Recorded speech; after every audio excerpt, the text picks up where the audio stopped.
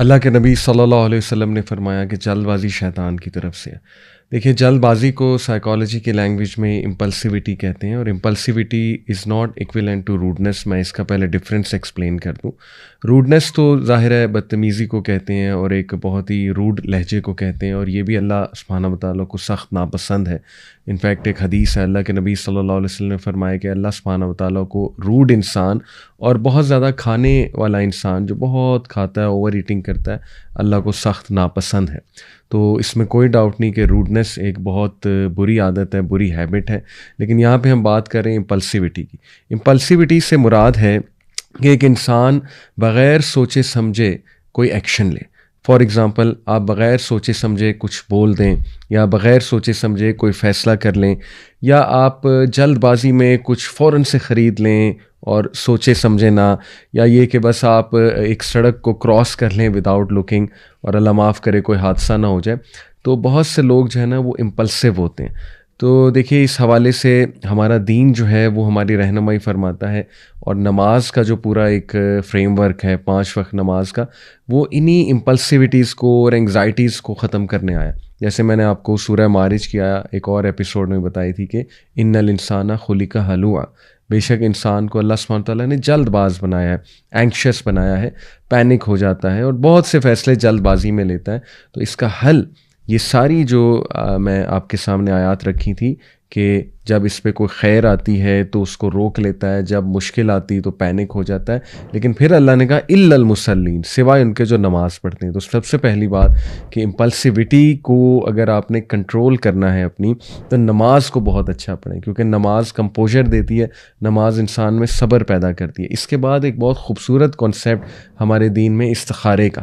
کوئی بھی فیصلہ کرنے سے پہلے استخارہ کریں، اور چھوٹی چھوٹی چیزوں پہ استخارہ کریں۔ اللہ کے نبی صلی اللہ علیہ وسلم نے صحابہ کو چھوٹی چھوٹی چیزوں پہ استخارہ کرنا سکھایا، یہاں تک کہ امام بخاری کے بارے میں آتا ہے کہ ایک ایک حدیث جمع کرنے سے پہلے انہوں نے استخارہ کیا، اور کتنی بار کیا ہوگا۔ لوگ تو 5 بار بھی کرتے ہیں دن میں استخارہ، کیونکہ استخارہ اللہ سے کنورسیشن اور اللہ سے تعلق بھی مضبوط ہوتا ہے۔ اس کے علاوہ میں آپ کے سامنے کچھ انشاءاللہ احادیث جو ہے وہ رکھتا ہوں، اور سلوشن جو ہے وہ رکھتا ہوں کہ امپلسیوٹی کو ہم کس طرح سے کنٹرول کر سکتے ہیں۔ دیکھیں، سب سے پہلے تو یہ کہ انسان کو اپنی سیلف اویئرنیس ہونی چاہیے۔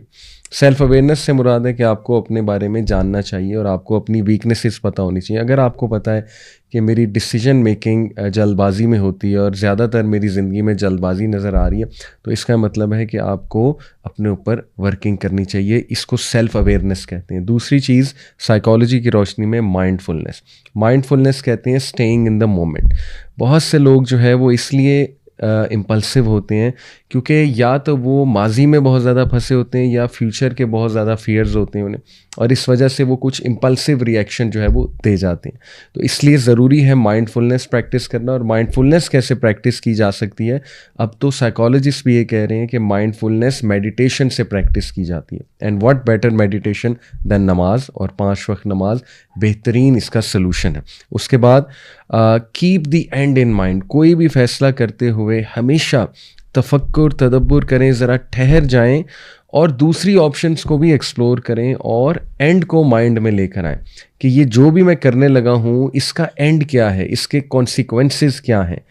آپ دیکھیے کہ نوجوان کتنی ایسی چیزیں کرتے ہیں جن کا بعد میں انہیں بہت زیادہ نقصان اٹھانا پڑتا ہے۔ وجہ امپلسیوٹی، وجہ یہی ہے جلد بازی، وجہ یہ ہے انسٹنٹ گریٹیفیکیشن، ہمیں فوراً سے کوئی چیز چاہیے۔ تو ٹھہراؤ ہم میں بہت کم ہو گیا، اور اس ٹھہراؤ کی عادت اسی طرح ڈلے گی کہ آپ اپنے اندر ٹھہراؤ لے کر آئیں۔